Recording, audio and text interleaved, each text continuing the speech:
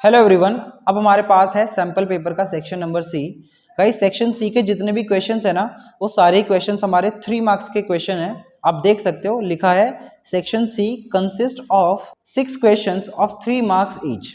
तो यहाँ पर हमें 6 क्वेश्चंस दिए हैं सेक्शन सी में और सारे के सारे क्वेश्चन 3 मार्क्स के ईच है। सबसे पहला क्वेश्चन है हमारे पास क्वेश्चन नंबर 26। इसमें हमसे बोला है prove that root 5 is an irrational number. ठीक है, तो क्वेश्चन नंबर 26 में हमसे बोल रहा है कि प्रूव करो रूट 5 एक इरेशनल नंबर होता है। तो गाइज आपको ये चैप्टर नंबर 1 में एक्सरसाइज नंबर जो 1.3 है वहां पर ऐसे क्वेश्चंस हमें प्रैक्टिस करने को मिलते हैं जहां पर हम नंबर्स को रेशनल या फिर इरेशनल प्रूव करते हैं। तो सबसे पहले हमें इस तरह के क्वेश्चन करने के लिए दो तरह के नंबर्स की नॉलेज होनी चाहिए। मैं पहले आपको बताता हूं, दो तरह के नंबर्स होते हैं हमारे पास। एक नंबर होते हैं रेशनल नंबर्स और दूसरे होते हैं हमारे इरेशनल नंबर्स। देखो इनके बीच में मैं डिफरेंस बता देता हूं जल्दी से। रेशनल नंबर वो नंबर होते हैं जिनको हम p अपॉन क्यू की फॉर्म में लिख सकें, जहां पर ये जो q होता है ये जीरो के बराबर नहीं हो सकता, मतलब डिनोमिनेटर में कभी जीरो नहीं हो सकता। और p और q ना को प्राइम नंबर्स होते हैं। क्या होते हैं? को प्राइम नंबर्स होते हैं। अब ये को प्राइम नंबर का मतलब क्या हुआ? जैसे कि मान लो मैंने लिखा 5 और 9। को प्राइम का मतलब होता है इन दोनों नंबर का जो हाईएस्ट फैक्टर होगा ना वो सिर्फ और सिर्फ 1 होगा, मतलब सिर्फ 1 ही इन दोनों को पूरा पूरा डिवाइड कर सकता है। 1 5 को भी डिवाइड कर देगा और 1 9 को भी डिवाइड कर देगा। ऐसे ही जितने भी जोड़े होते हैं जिनका फैक्टर 1 होता है वो सारे नंबर्स को प्राइम कहलाते हैं। तो रेशनल नंबर ऐसे नंबर होते हैं जिनको p बाई क्यू में लिखा जा सके, जहां पर q is not equal to 0 होता है। जैसे एग्जाम्पल के तौर पर मैंने लिखा 2/3, तो 2/3 क्या है? एक रेशनल नंबर है, p बाई क्यू की फॉर्म में है। ऐसे ही 5/7 ये एक रेशनल नंबर है। ठीक है, इरेशनल की बात करें तो इरेशनल नंबर ऐसे नंबर होते हैं जो कि नॉन टर्मिनेटिंग हो और नॉन रिपीटिंग हो। जैसे कि मान लो मैंने नंबर लिखा 3.142567 एंड ये ऐसे ही सो ऑन चलता जा रहा है। तो यहां पर देखा जाए तो ये जो नंबर है ये एक नॉन टर्मिनेटिंग नंबर है, मतलब ये खत्म नहीं हो रहा है, ये टर्मिनेट नहीं हो रहा है कहीं पे भी, ये नॉन टर्मिनेटिंग है, साथ ही साथ नॉन रिपीटिंग है। कोई भी वैल्यू जो है ना रिपीट नहीं हो रही। यहाँ पर कोई नंबर आ जाएगा अगला, फिर दोबारा कोई कुछ आ जाएगा, फिर कुछ आ जाएगा, तो ये ऐसे ही चलता रहेगा। तो ये नॉन रिपीटिंग भी है। तो ऐसे जो नंबर्स होते हैं ना, बेसिकली इरेशनल में हमारे जितने भी रूट वाले नंबर होते हैं, √3, √5, √7। अब √4 जो होता है वो एक इरेशनल नंबर नहीं है, क्योंकि √4 तो 2 हो जाता है। तो जितने भी ऐसे नंबर है जिनका कंप्लीट स्क्वायर निकल आता है ना, उनके अलावा बाकी जितने भी रूट वाले नंबर होंगे ना वो सारे हमारे इरेशनल नंबर होते हैं। ठीक है, तो इतनी नॉलेज अगर आपको होगी तो आप क्वेश्चन नंबर 26 बड़े आसानी से समझ जाओगे। अब देखो क्वेश्चन नंबर 26 में हम करेंगे क्या। हमें बोला है कि प्रूव करो √5 एक इरेशनल नंबर है। तो सबसे पहला स्टेप हम यहां पर ये करते हैं, हम मान लेंगे कि लेट अस अज्यूम कि √5 जो है ना वो एक रेशनल नंबर है। ध्यान से देखो हम क्या कर रहे हैं, हम उल्टा मान के चल रहे हैं। प्रूफ हमें करना है कि इरेशनल नंबर होगा, लेकिन हम मान के ये चल रहे हैं कि √5 भाई एक रेशनल नंबर है। अब ऐसा हम क्यों करते हैं? क्योंकि लास्ट में क्या होता है ना, हमारी ये अजम्पशन गलत हो जाती है एंड उससे प्रूव हो जाता है कि ये जो नंबर है ये एक इरेशनल नंबर है। ठीक है, ये कॉमन होता है सारे क्वेश्चंस में, हम ऐसे ही करते हैं लगभग। अब देखो अगर मैंने √5 को एक रेशनल नंबर मान लिया तो हमें पता है रेशनल नंबर को तो p बाई क्यू की फॉर्म में लिख सकते हैं, या बोले तो a बाई बी की फॉर्म में लिख सकते हैं। तो यहां पर हमें लिखना है देयरफॉर √5 बराबर हो जाएगा किसके? a अपॉन बी के, जहां पर a और b where a and b are coprime. जैसे मैंने पहले बताया आपको, ये दोनों ही नंबर क्या है? को प्राइम है, मतलब इनका जो इकलौता कॉमन फैक्टर होगा वो होगा 1, उसके अलावा कोई और फैक्टर नहीं हो सकता। इनको हमने को प्राइम माना है और साथ ही साथ में b की वैल्यू कभी भी 0 नहीं हो सकती, डिनोमिनेटर में 0 नहीं आ सकता। ठीक है, यहां तक। नेक्स्ट स्टेप आपको क्या करना है, दोनों साइड पे स्क्वायर कर दो। क्या कर दो? दोनों साइड पे स्क्वायरिंग कर दो। तो मैं लिख रहा हूं स्क्वायरिंग बोथ साइड। ठीक है, अगर हम स्क्वायरिंग बोथ साइड करेंगे तो हमें क्या मिलेगा? वी गेट, ये हो जाएगा √5 का square is equal to a upon B का स्क्वायर। ठीक है, अब इसके बाद स्क्वायर खोल दो। √5 का स्क्वायर कितना हो जाता है? 5 हो जाता है सिर्फ, is equal to A by B का होल स्क्वायर हो जाएगा ए स्क्वायर अपॉन में बी स्क्वायर। ठीक है, यहाँ तक कोई दिक्कत? अब क्या करो, इस बी स्क्वायर को जो यहाँ पर अभी डिवाइड में है ना, उसको 5 के पास भेज दो, तो यहाँ पर उधर जाके मल्टीप्लाई हो जाएगा, तो ये बनेगा B square into 5 is equal to का ए स्क्वायर। अब क्या करो, इस 5 को इधर नीचे भेज दो, तो ये बन जाएगा B square is equal to A square divide में 5। ठीक है यहाँ तक? अब ध्यान से सुनो एक बात, हमारे पास आ गया है ए स्क्वायर डिवाइड में 5, मतलब ए स्क्वायर जो है वो 5 से डिवाइड हो रहा है। क्या हो रहा है? ए स्क्वायर 5 से डिवाइड हो रहा है। इसको पहले तो इक्वेशन नंबर 1 मान लेंगे, और यहां पर आपको लिखना है कि भाई A square is divisible by 5। A square जो है 5 से डिविजिबल आ रहा है, ठीक है ना, डिवाइड का साइन है। अब ध्यान से सुनो, अगर ए स्क्वायर मेरा 5 से डिवाइड हो रहा है, तो क्या मेरा ए भी 5 से डिवाइड हो जाएगा? जैसे सपोज करो कि मेरे पास ए 5 है, ए क्या है? 5 है मान लो, ठीक है ना। 5 का स्क्वायर कितना होता है? 25। क्या 25 5 से डिवाइड होता है? हाँ बिल्कुल होता है, ये भी 5 से डिवाइड हो जाएगा। तो इसका मतलब हम कह सकते हैं कि जो ए होगा ना, तो वो भी डिविजिबल होगा 5 से। तो हम लिख रहे हैं ए इज ऑल्सो डिविजिबल बाय 5। ठीक है, यहाँ तक कोई दिक्कत नहीं होगी। अब इसके बाद का स्टेप क्या होता है, हमें लिखना है let A is equal to 5m for some integer. For some integer हमने क्या करा, जो हमने दो नंबर माने थे ए और बी, उसमें से ए को 5m के बराबर मान लिया, जहां पर ये जो m है ना, ये एक इंटीजर होगा, कोई भी एक इंटीजर नंबर हो सकता है। ठीक है, अब अगर मेरी ए की वैल्यू 5m होगी, तो मेरा ये जो पहले आया था वो कैसे बन जाएगा? वो अब मेरा बन जाएगा √5 इज इक्वल टू, ए की जगह पे क्या रखना है? ए की जगह पे रखना है हमें 5m, तो 5m रख दो, तो ये हो जाएगा 5m डिवाइड में b। ठीक है, यहाँ तक? फिर से आपको क्या करना है, अब रूट आ रहा है दोनों साइड पे, स्क्वायरिंग बोथ द साइड कर दो, तो यहाँ पे लिख दो squaring both side, we get, तो ये बन जाएगा √5 का होल स्क्वायर, 5 हो जाएगा, मैं डायरेक्ट कर दे रहा हूं। फिर यहां पर आएगा 5m बाई बी का होल स्क्वायर, जो कि हो जाएगा 25m स्क्वायर डिवाइड में बी स्क्वायर। ठीक है ना, कंफ्यूजन तो नहीं है, 5 का स्क्वायर भी होगा और m का स्क्वायर भी होगा, तो ये 25m स्क्वायर हो जाएगा, और नीचे b का स्क्वायर हो जाएगा b स्क्वायर। ठीक है, यहां तक? फिर से क्या करो, इस b को 5 के पास भेज दो, तो ये हो जाएगा b स्क्वायर इंटू में 5 is equal to 25m square. इस 5 को इसके नीचे भेज दो, तो ये हो जाएगा b square is equal to 25m square divide में 5। 5 बन जा 5, 5 5 जा 25, तो ये हो जाएगा b square is equal to 5m square. इस 5 को क्या करो ना, b के नीचे भेज दो, ये हो जाएगा b स्क्वायर अपॉन में 5 is equal to m square. अब ध्यान से देखो, ये क्या आ गया हमारे पास कि b स्क्वायर जो है वो 5 से डिवाइड हो रहा है। ये क्या आ गया? इट इंप्लाइज कि b square is divisible by 5, है ना। अच्छा, अगर मेरा b स्क्वायर 5 से डिवाइड होगा, तो क्या मेरा b भी 5 से डिवाइड होगा? बिल्कुल होगा। तो यहां पर आपको लिखना है कि b is also divisible by 5। ठीक है, और इस वाले को मैं सेकंड बोल दे रहा हूं। ठीक है ना। अब अगर आप ध्यान से ऑब्जर्व करो, तो हमारे पास ये फर्स्ट और सेकंड इक्वेशन में आ क्या गया? सबसे पहले आया था कि a जो है वो 5 से डिविजिबल है, और अभी अभी आ गया कि जो b है वो भी 5 से डिविजिबल है। लेकिन क्वेश्चन में हमने शुरुआत में क्या माना था कि a और b को प्राइम है। a और b क्या है? को प्राइम। को प्राइम का मतलब क्या होता है कि इनका हाईएस्ट जो फैक्टर होगा वो 1 होता है सिर्फ। को प्राइम का मतलब तो ये फिक्स होता है, लेकिन यहां पर तो हाईएस्ट फैक्टर 5 आ रहा है, मतलब दोनों ही नंबर 5 से डिवाइड हो रहे हैं, तो इसीलिए ये को प्राइम नंबर नहीं है। ये 5 से भी डिवाइड हो रहे हैं, दैट्स व्हाई ये को प्राइम नंबर नहीं हो सकते। ठीक है, तो अब क्या हुआ, जब ये को प्राइम नहीं है, तो हमारे जो ये a और b हैं ये रैशनल नंबर में नहीं लिखे जा सकते हैं, तो इसी वजह से √5 एक रैशनल नंबर नहीं होगा। तो देखो, इसको हम स्टेटमेंट में लिख के कैसे दिखाएंगे, आपको लिखना है, मैं यहाँ लाइन लगा दे रहा हूं, इसके बाद आपको लिखना है, क्या लिखना है कि फ्रॉम 1 and 2, देखो 1 and 2 क्या था? ये चीज और ये चीज। ठीक है, तो from 1 and 2 we can conclude, हम क्या कंक्लूड कर सकते हैं? That 5 is a common factor, कि 5 क्या है? एक कॉमन फैक्टर है, किस किस का? बोथ a एंड b का, है ना भाई। फैक्टर है, देखो a को भी डिवाइड कर दिया 5 ने और b को भी डिवाइड कर दिया 5 ने, दैट मीन्स 5 जो है वो a और b का कॉमन फैक्टर हो गया।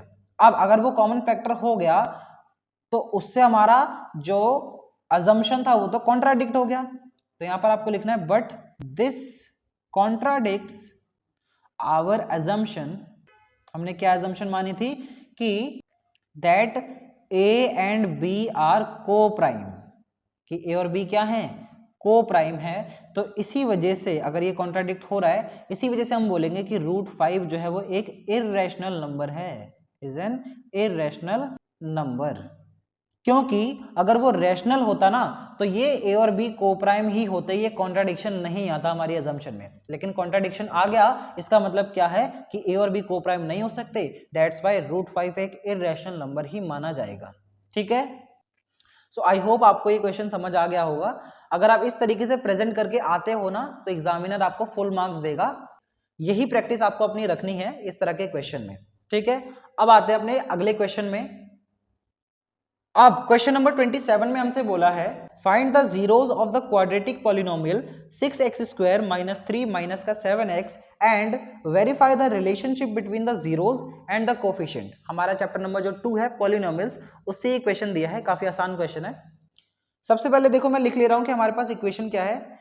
हमारे पास पॉलिनोमियल दिया है 6x² माइनस का 3 माइनस का 7x। इसके पहले हमें जीरोस फाइंड करने हैं और फिर जीरोस के बीच में हमें रिलेशनशिप वेरीफाई करना है। तो बड़े आराम से करके दिखाते हैं। देखो सबसे पहले जीरोस फाइंड करने के लिए हमें इसका मिडिल टर्म स्प्लिटिंग करना पड़ेगा, लेकिन मिडिल टर्म स्प्लिटिंग करने के लिए ये जो इक्वेशन है ना, क्वेश्चन ने आपको स्टैंडर्ड फॉर्म में नहीं दिया है। स्टैंडर्ड फॉर्म क्या होता है हमारा, ये जो 7x वाला टर्म है ना ये बीच में आना चाहिए, ये जो 3 कांस्टेंट टर्म है ये लास्ट में आना चाहिए, लेकिन अभी आगे पीछे करके दिया हुआ है तो कोई बात नहीं, इसको हम सही भी कर सकते हैं। तो इसको हम पहले सही से लिख ले रहे हैं, ये बनेगा 6x² माइनस 7x माइनस का 3। अब इसके बाद हम करेंगे इसका middle term splitting. Middle term splitting मतलब -7x को तोड़ो ताकि उसको प्लस करने पर, मतलब ऐसे 2 नंबर में तोड़ो कि उनको प्लस करने पर तो -7 आ जाए, लेकिन मल्टीप्लाई करने पे 6 3 जा माइनस का 18 आए। तो ऐसे 2 नंबर क्या हो सकते हैं, देखो मैं करके दिखाता हूँ। इसको हम लिख सकते हैं 6x² माइनस का 9x प्लस का 2x माइनस का 3। बोलो सही है ना। देखो -9 + 2 करूंगा तो -7 आएगा और 9 2 जा माइनस का ये 18 ही आ जाएगा जो मुझे चाहिए था। अब इसके बाद क्या करते हैं, इसमें और इसमें कॉमन निकालो। क्या कॉमन आ रहा है, सबसे पहले तो x तो कॉमन आएगा ही, यहाँ पर भी है यहाँ पर भी है, और साथ ही साथ अगर ध्यान से देखो तो 3 भी कॉमन आएगा। तो क्या बचेगा अंदर, यहाँ बचेगा 2x माइनस का यहाँ बचेगा 3, प्लस में यहाँ पर तो कुछ भी नहीं है, यहाँ पर +1 का ही कॉमन आ सकता है, तो ये बन जाएगा 2x माइनस का 3। तो हमारे 2 ब्रैकेट बन जाएंगे, एक ब्रैकेट जो कॉमन है वो तो बन ही जाएगा 2x माइनस 3, और दूसरा ब्रैकेट बन जाएगा 3x प्लस का 1।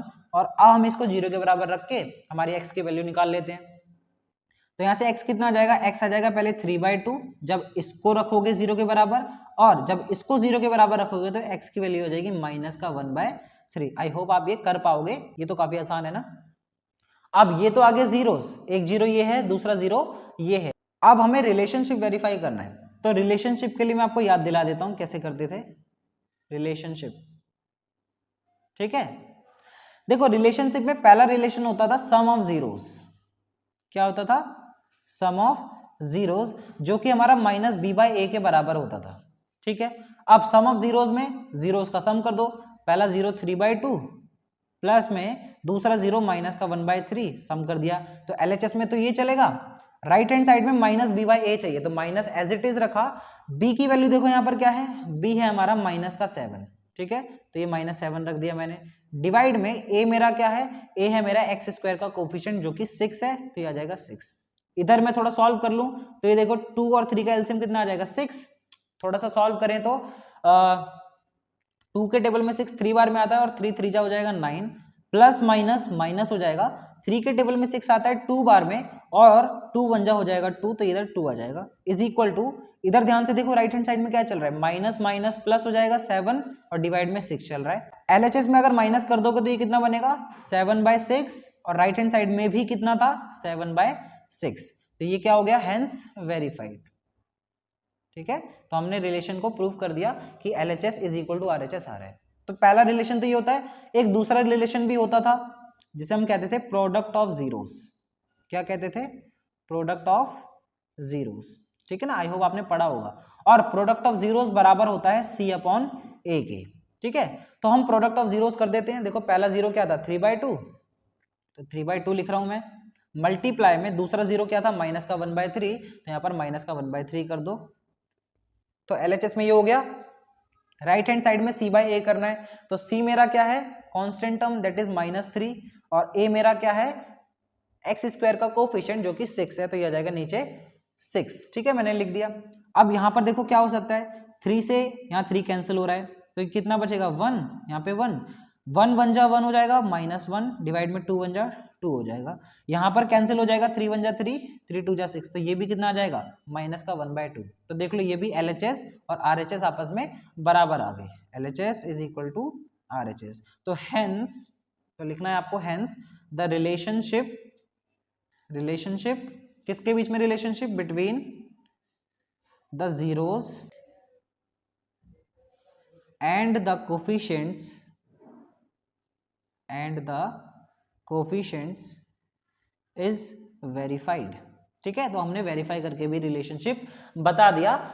ऐसे करना है, इस तरीके का क्वेश्चन आपको अपने एग्जाम में। ठीक है, अब आते हैं अपने नेक्स्ट क्वेश्चन पर।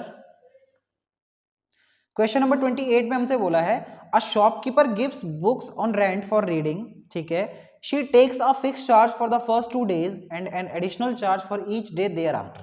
तो यहां तक क्वेश्चन का क्या मतलब है कि एक शॉपकीपर है जो कि उधार पर बुक्स प्रोवाइड करता है बच्चों को रीड करने के लिए, और बुक देने के लिए ना वो एक फिक्स चार्ज करता है पहले 2 दिनों के लिए, और उसके बाद हर एक दिन के लिए एडिशनल चार्ज लेता है। फिर लिखा है Latika paid ₹22 for a book kept for 6 days while Anand paid ₹16 for the book kept for 4 days। मतलब लतिका ने 22 रुपए पे करे हैं एक बुक को अपने पास 6 दिन रखने के लिए, जबकि आनंद ने 16 रुपए पे करे हैं अपने पास एक बुक को रखने के लिए 4 दिनों तक अपने पास रखने के लिए। फिर बोला है find the fix charges and the charge for extra day.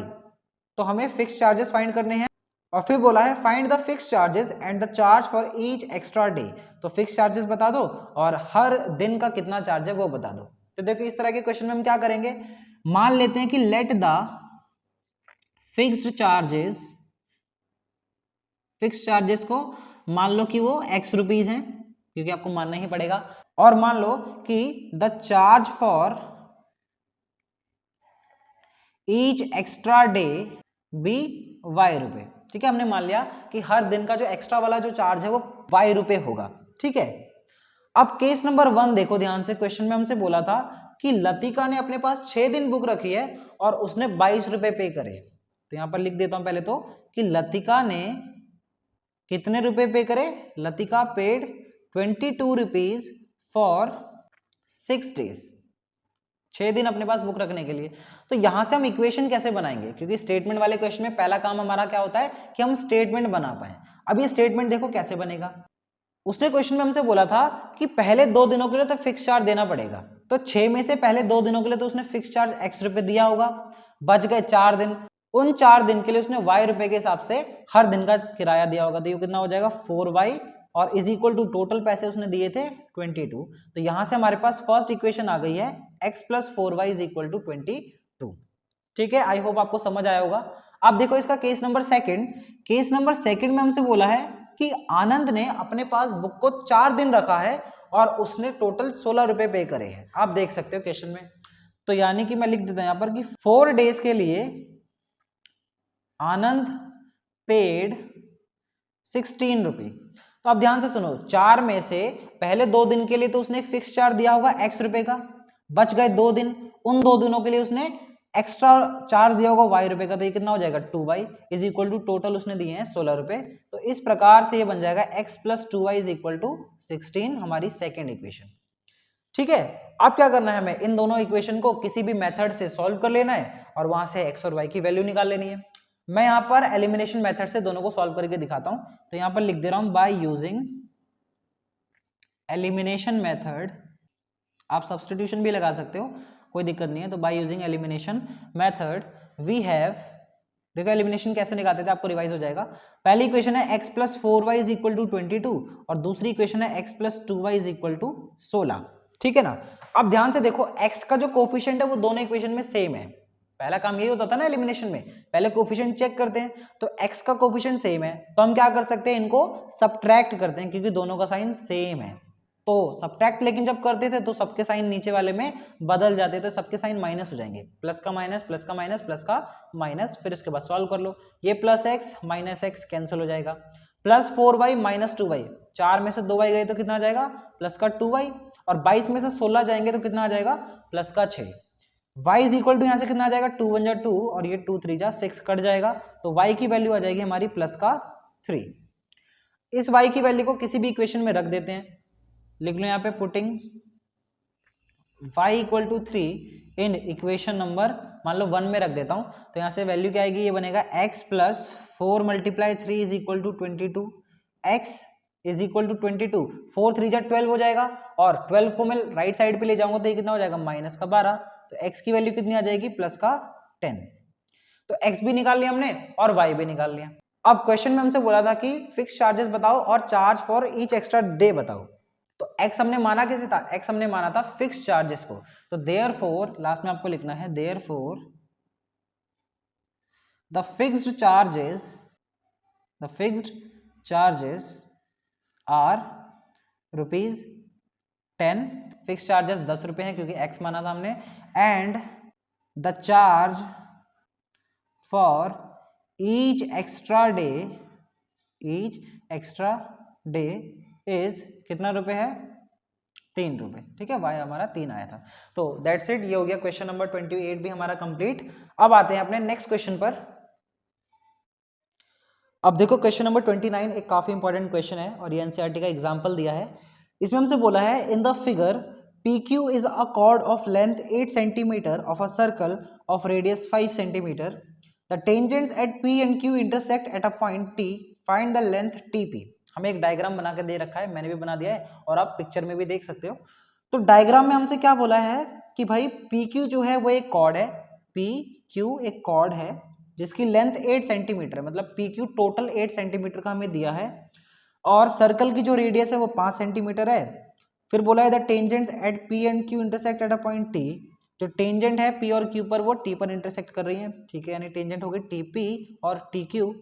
तो बोला है find the length of TP, इस TP की लेंथ फाइंड करो, मतलब यहाँ से लेके यहाँ तक ये जो है ना इसकी लेंथ हमें फाइंड करके बतानी है कि कितना सेंटीमीटर होगा। तो देखो काफी अच्छा क्वेश्चन है, इसको ध्यान से समझना, बहुत इजी लैंग्वेज में आपको समझाने की कोशिश करूंगा। देखो सबसे पहले हम लिख लेते हैं कि हमें क्या क्या गिवन है।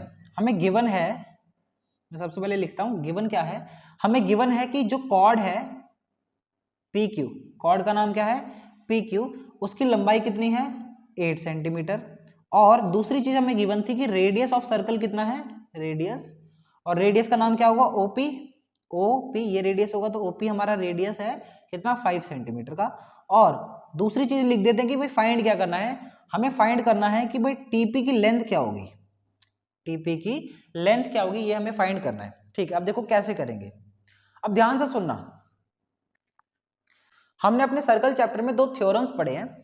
पहला थ्योरम क्या होता है, थ्योरम नंबर 1 ये कहता है कि अगर कोई रेडियस जो है वो टेंजेंट को टच कर रही है ना तो वो 90 डिग्री का एंगल बनाती है टेंजेंट के ऊपर, ठीक है, यानी कि ये वाला जो एंगल होता है ना वो 90 डिग्री का होता है, ये थ्योरम नंबर 1 ने बोला है।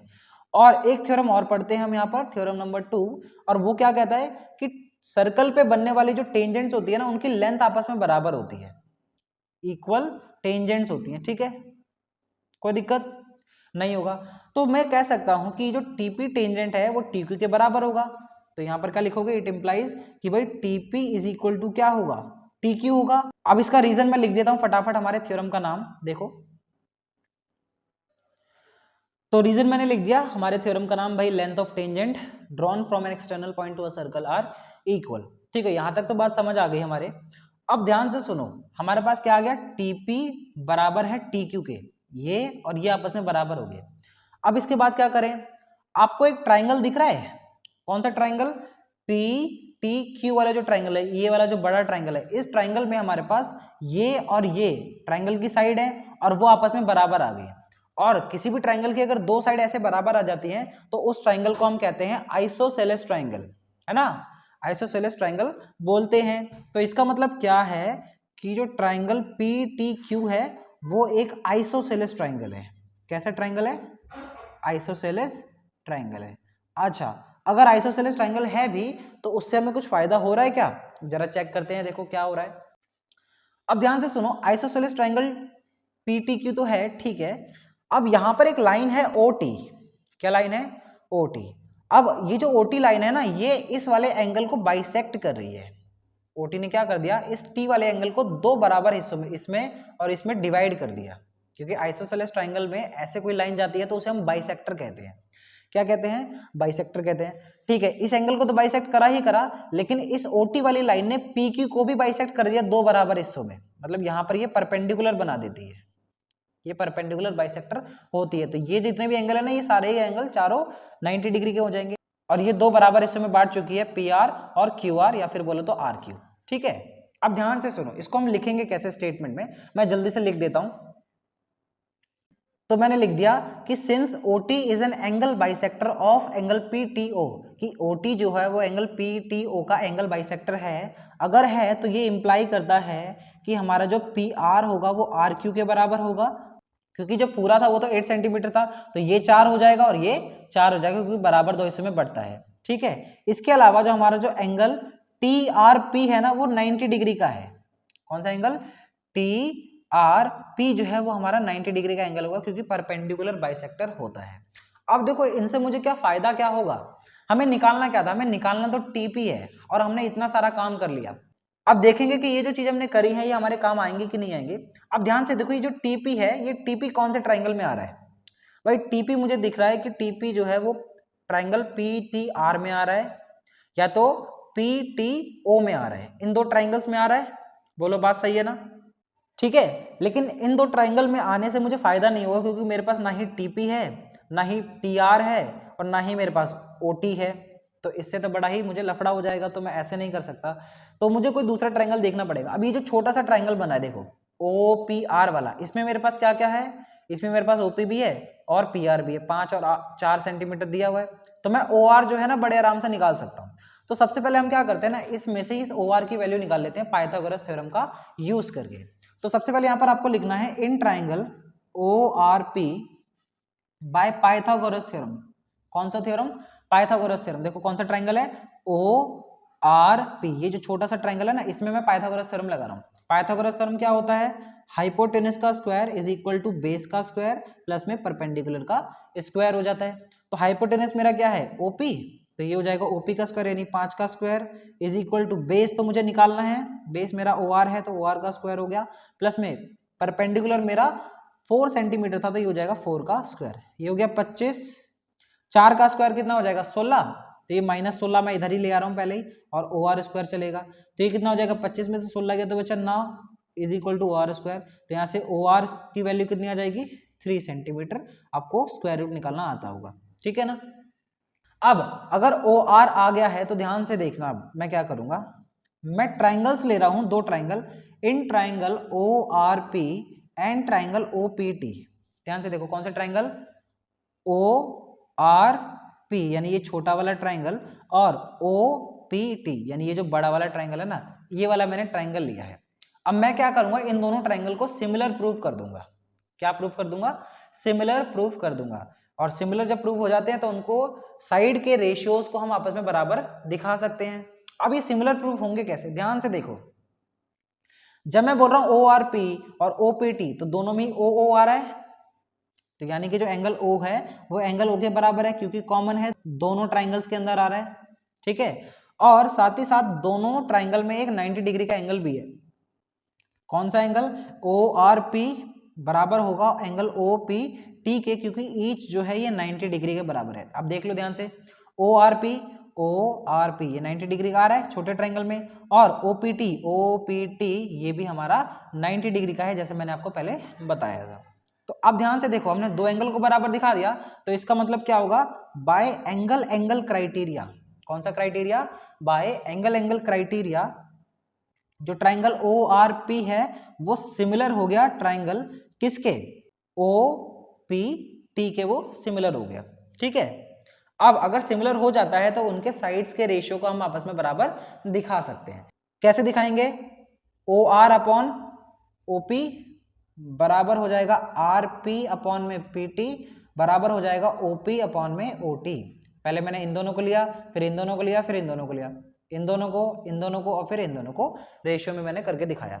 अब इससे मुझे फायदा क्या होगा, देखो मेरे पास OR भी है, OP भी है, RP भी है, लेकिन TP नहीं है, और यही TP मुझे क्वेश्चन में निकाला है। तो हम क्या करेंगे, इन दोनों को ले लेंगे, इसको छोड़ देंगे क्योंकि मुझे इसकी जरूरत नहीं पड़ेगी। तो देखो क्या होगा, OR मेरे पास कितना है, OR देखो मैंने निकाला था कितना, 3 सेंटीमीटर, डिवाइड में OP मेरे पास कितना है, देखो OP तो हमें दिया ही हुआ था रेडियस 5 सेंटीमीटर, तो यहाँ पे 5 लिख दो, बराबर RP मेरे पास कितना है, RP देखो हमारे पास आ गया था यहाँ पर PR या RP बोलो 4 सेंटीमीटर, तो यहाँ पर 4 लिख ले रहे हैं, और डिवाइड में TP या PT तो हमें निकालना ही है। इसके बाद क्रॉस मल्टीप्लाई करो तो ये कितना हो जाएगा, 3 times PT is equal to 5 4 जा 20, तो PT इज इक्वल टू कितना आ जाएगा 20 डिवाइड में 3 सेंटीमीटर, एंड ये हो गया आपका फाइनल आंसर।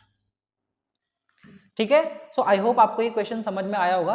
ये ना एक हमारे एनसीईआरटी बुक से ही एग्जांपल लिया गया है, और ये काफी इंपॉर्टेंट क्वेश्चन है, कई बार बोर्ड एग्जाम में तो क्वेश्चन आया भी हुआ है बड़े मार्क्स में। ठीक है, तो ये क्वेश्चन आपको आना चाहिए, आई होप आपको ये क्वेश्चन समझ आया होगा।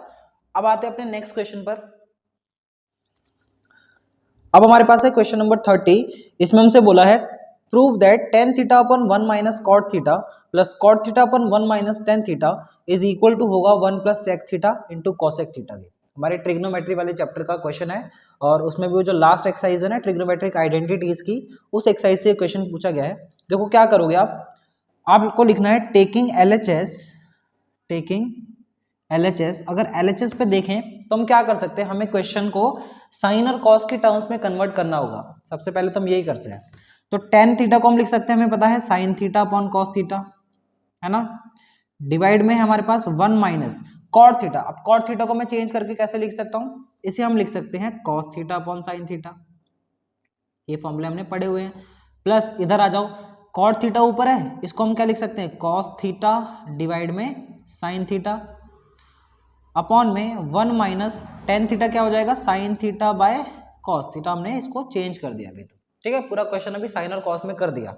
अब यहां पर नीचे हम एलसीएम ले सकते हैं, ऊपर तो सेम रहेगा साइन थीटा डिवाइड में कॉस थीटा, लेकिन नीचे हम एलसीएम ले लेंगे। एलसीएम कितना आ जाएगा, साइन थीटा का मल्टीप्लाई 1 से होगा तो साइन थीटा आ जाएगा, माइनस में cos theta as it is रहेगा, प्लस यहां पर भी सेम चीज है, cos theta upon sine theta तो सेम रहेगा, नीचे एलसीएम ले लो तो एलसीएम आ जाएगा कॉस थीटा, और ये बन जाएगा कॉस थीटा, इसका मल्टीप्लाई इससे हुआ, माइनस का यहाँ पर साइन थीटा है। अब इसके बाद क्या करेंगे, मैं यहाँ कर दे रहा हूँ। अब इसके बाद क्या करो, इस साइन को ऊपर भेजना पड़ेगा, और ये जो है इसके नीचे इधर आएगा, तो साइन थीटा का मल्टीप्लाई साइन थीटा से हो जाएगा, तो ये बनेगा साइन स्क्वायर थीटा। ठीक है, डिवाइड में नीचे हमारे पास है कॉस थीटा, ये वाला कॉस थीटा, और ये sine theta minus cos theta as it is, sine theta minus cos theta. ठीक है, प्लस अब इधर देखो, इधर भी सेम चीज करो, कॉस थीटा का मल्टीप्लाई ऊपर होके कॉस थीटा से हो जाएगा, और इस cos theta minus sine theta का मल्टीप्लाई इससे कर दो, तो ये क्या बनेगा, ये बन जाएगा कॉस स्क्वायर थीटा डिवाइड में साइन थीटा ब्रैकेट में cos theta minus sine theta. ठीक है, यहां तक समझ आ गया। अब इसके बाद क्या कर सकते हैं भाई, एलसीएम ले सकते हैं। अब ध्यान से अगर देखें ना तो हमारे पास आ रहा है इधर sign theta minus cos theta, और उधर जो ब्रैकेट बना है उसमें cos theta minus sine theta, लगभग एक जैसा है, बस साइन का फर्क है, यहाँ पर साइन प्लस का है, वहां साइन माइनस का है, यहाँ माइनस का कॉस है, वहां प्लस का कॉस है। ठीक है, तो एक काम क्या कर सकते हैं हम, यहाँ से माइनस अगर कॉमन निकाल लें, इस वाले में से माइनस कॉमन निकाल लो, तो ये क्या बनेगा, देखो इधर तो सेम रहेगा साइन स्क्वायर थीटा डिवाइड में कॉस थीटा ब्रैकेट में sine theta minus cos theta. अब ध्यान से देखो, मैं नीचे क्या कर रहा हूं, मैं नीचे से, ऊपर तो सेम रहेगा, नीचे मैं माइनस कॉमन निकाल रहा हूं, इसमें से वो माइनस निकाला हुआ कॉमन, प्लस में ये जो प्लस था तो प्लस माइनस हो जाएगा माइनस, और इधर क्या बनेगा, जो प्लस था वो माइनस बन जाएगा, जो माइनस था वो प्लस हो जाएगा, तो ये बन जाएगा साइन थीटा माइनस का कॉस थीटा, साइन बदल गई सबकी क्योंकि माइनस कॉमन निकाला था। अब ध्यान से देखो, sign theta minus cos theta, sign theta minus cos theta, दोनों सेम बन गए, तो अब हमारा काम आसान हो जाएगा। एलसीएम लोगे अगर इस पूरे में, इतने और इसका पूरे का एलसीएम लोगे तो एलसीएम आएगा कॉस थीटा साइन थीटा, और ब्रैकेट में रहेगा साइन थीटा माइनस का कॉस थीटा। ठीक है, अब इसके बाद क्या कर सकते हैं, इससे इसको अगर डिवाइड करेंगे तो बचेगा क्या, साइन थीटा बचेगा, और उस साइन थीटा को साइन स्क्वायर थीटा से मल्टीप्लाई कर दोगे तो ये हो जाएगा साइन क्यूब थीटा। माइनस में एज इट इज यहाँ पे भी करो, साइन थीटा इनटू में sine theta minus cos theta को इससे डिवाइड कर दें तो ये कितना हो जाएगा, यहाँ पर बचेगा कॉस थीटा और कॉस थीटा का ऊपर मल्टीप्लाई हो जाएगा तो ये हो जाएगा कॉस क्यूब थीटा। ठीक है, अब हमारे पास ऊपर आ रही है एक फॉर्मूला होता है हमारे पास ए क्यूब माइनस बी क्यूब का।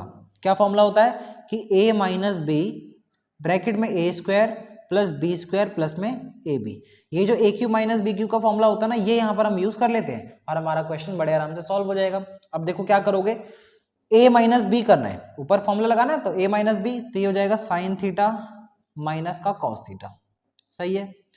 अंदर ए का स्क्वायर करना है, साइन का स्क्वायर तो ये हो जाएगा sine square theta plus B का स्क्वायर यानी कि कॉस का स्क्वायर तो कॉस स्क्वायर थीटा प्लस में ए बी करना है यानी कि साइन थीटा मल्टीप्लाई में कॉस थीटा करना है। ठीक है, डिवाइड में हमारे पास जो था उसको एज इट इज रहने दो, कॉस थीटा साइन थीटा और मल्टीप्लाई में साइन थीटा माइनस का cos theta.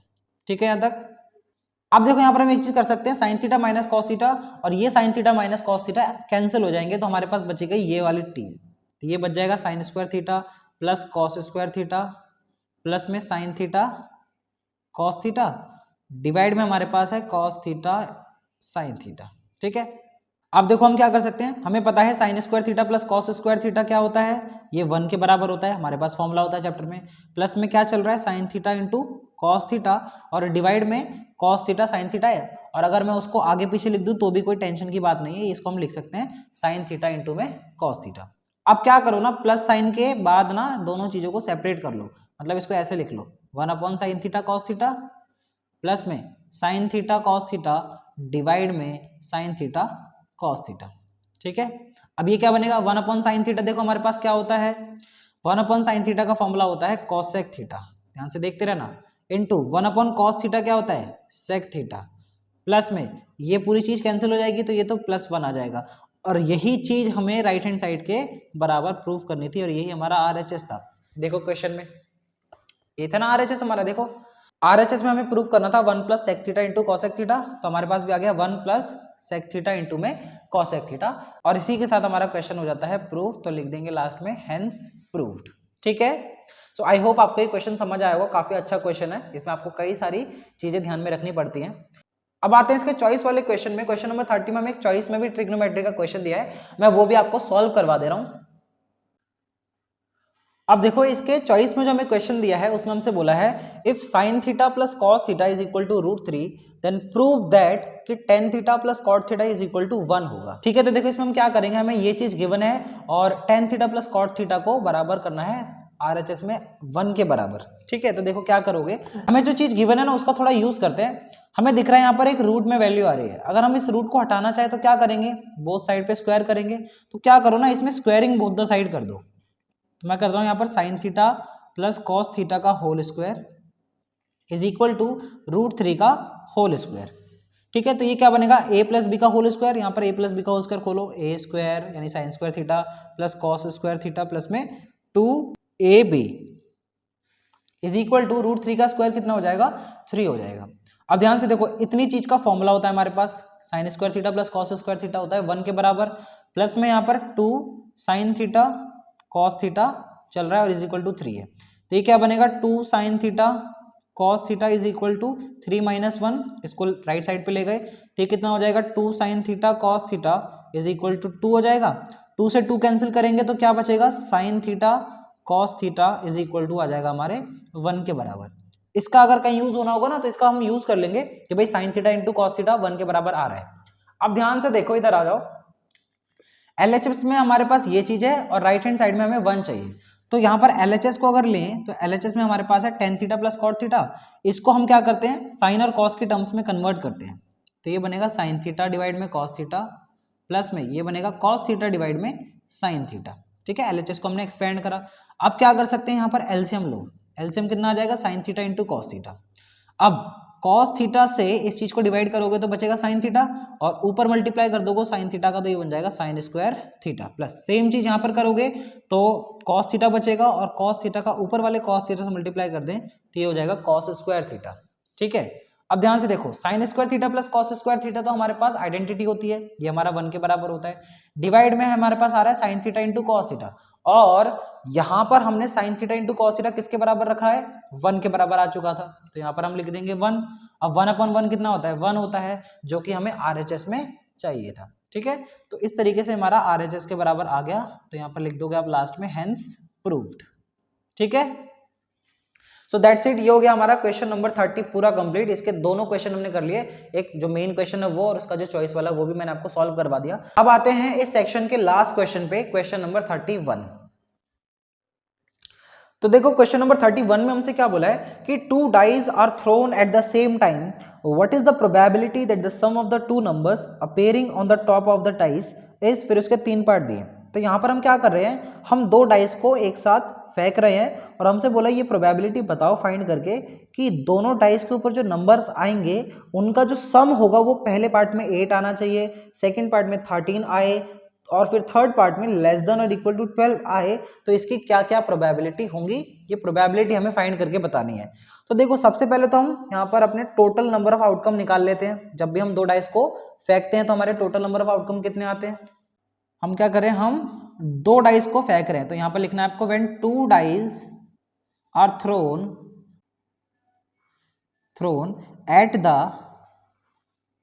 Same time total number of outcomes, या फिर लिख लो then total number of outcome are, total number of outcome कितने होते हैं, टोटल नंबर ऑफ आउटकम होते हैं 36। अब मुझे तो पता था, लेकिन आप कैसे पता करोगे, तो इसके लिए एक फॉर्मूला होता है हमारा 6 की पावर n, जहां पर n का मतलब होता है कि हम कितने डाइस फेंक रहे हैं। तो यहाँ पर आ जाएगा 2, क्योंकि 2 डाइस फेंके थे, 6 की पावर 2 यानी 6 का स्क्वायर कितना हो जाएगा 36। तो हमारे पास 36 टोटल आउटकम हो सकते हैं। अब ये 36 आउटकम मैं आपको बना के भी दिखा दे रहा हूँ, ये 36 आउटकम क्या हो सकते हैं। ये हो सकता है 1,1, पहले डाइस पे भी 1 आए, दूसरे पे भी 1 आए। हो सकता है पहले पे 1 आए, दूसरे पे 2 आ जाए। हो सकता है पहले पे 1 आए, दूसरे पे 3 आ जाए। ऐसे 1,4, 1,5, 1,6, है ना, पहले पे 1 आ जाए और लास्ट में 6 आ जाए। और आउटकम क्या हो सकते हैं, 2,1, भाई पहले वाले डाइस पे 2 आए और दूसरे वाले पे 1 ही आए। हो सकता है पहले वाले पे 2 आए, दूसरे वाले पे भी 2 आ जाए। हो सकता है पहले पे 2 आए, दूसरे पे 3 आ जाए। हो सकता है पहले पे 2 आए, दूसरे पे 4 आ जाए। ऐसे 2,5, 2,6, और ऐसे ही आप बना सकते हो। तो मैं यहाँ पर जल्दी से आपको बना के दिखा दे रहा हूँ।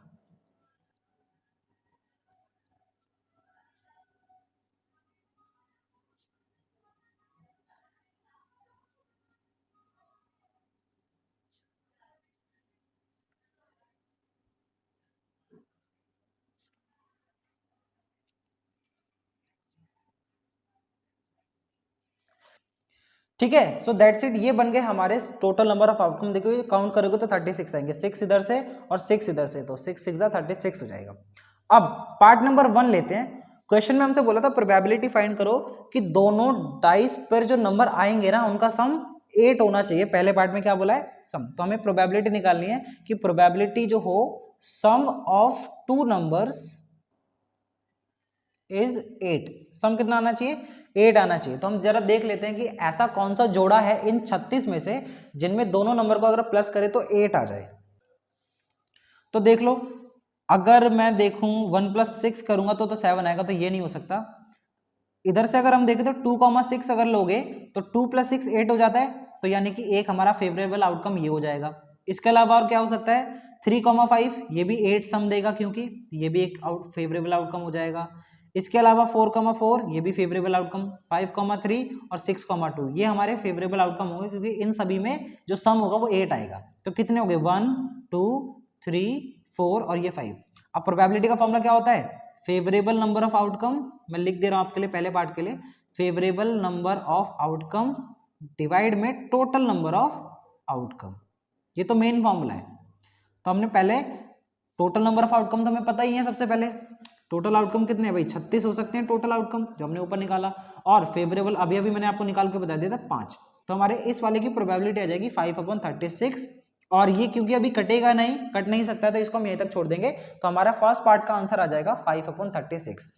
अब देखो इसका सेकंड पार्ट में हमसे क्या बोला है कि प्रोबेबिलिटी निकालो कि दोनों नंबर का जो सम हो वो 13 आए। तो यहाँ पर लिखते हैं प्रोबेबिलिटी फाइंड करो सम ऑफ टू नंबर्स इज 13। कितना आना चाहिए? 13 आना चाहिए। तो ध्यान से देख लेते हैं भाई ऐसे कौन से फेवरेबल आउटकम है जिसमें सम 13 आ रहा हो। तो इसमें बड़ी ही इंटरेस्टिंग चीज ये है कि आप कोई भी जोड़ा उठा लो इन 36 में से, किसी में भी दोनों नंबर का जो सम होगा वो 13 आएगा ही नहीं। मैक्सिमम आपका जो सम है वो 12 ही रहेगा। 6 + 6 कर लो, 5 + 6 कर लो, कोई भी करोगे तो मैक्सिमम आपको मिल सकता है 12 मिल सकता है, और उससे बड़ा नहीं मिलेगा। तो इस केस में तो हमारे फेवरेबल नंबर ऑफ आउटकम 0 हो जाएंगे। डिवाइड में टोटल नंबर ऑफ आउटकम से 36 रहेंगे और 0/36 आंसर दे देगा आपको 0। तो सेकंड पार्ट में आपकी प्रोबेबिलिटी आ जाएगी 0। ठीक है, अब देखो इसका थर्ड पार्ट में हमसे बोला था प्रोबेबिलिटी फाइंड करो लेस देन, आप देख सकते हो क्वेश्चन में, लेस देन और इक्वल टू 12। मतलब जो नंबर्स का सम हो ना, उनका जो सम हो वो 12 या 12 से छोटा हो सकता है। तो देख लेते हैं भाई ऐसे क्या क्या पेयर है। 12 से छोटा सम चाहिए, तो भाई जितने भी पेयर हैं उनमें ज्यादातर ऐसे होंगे जिनका जो सम है वो 12 से कम ही आएगा। देखो इधर 1 + 1 2 आएगा जो कि 12 से छोटा है, इधर 1 + 2 3 आएगा जो कि 12 से छोटा होता है। ऐसे ही सारे नंबर अगर करोगे ना प्लस, तो वो 12 से छोटे आएंगे, और या तो वो 12 के बराबर आएंगे, जैसे 6 + 6 कर दो, या फिर और कोई हो सकता है, नहीं बस 6 + 6 करने पे ही हमें 12 मिलेगा। ठीक है, तो हमारे पास लेस देन और इक्वल टू 12 के जो फेवरेबल नंबर ऑफ आउटकम है वो तो 36 है। मतलब ये सारे ही हमारे क्या हैं, फेवरेबल नंबर ऑफ आउटकम है, क्योंकि सब में ही सम या तो 12 से छोटा मिलेगा या तो कभी कभार 12 के बराबर मिल जाएगा। ठीक है, तो फेवरेबल नंबर ऑफ आउटकम 36 हो गए।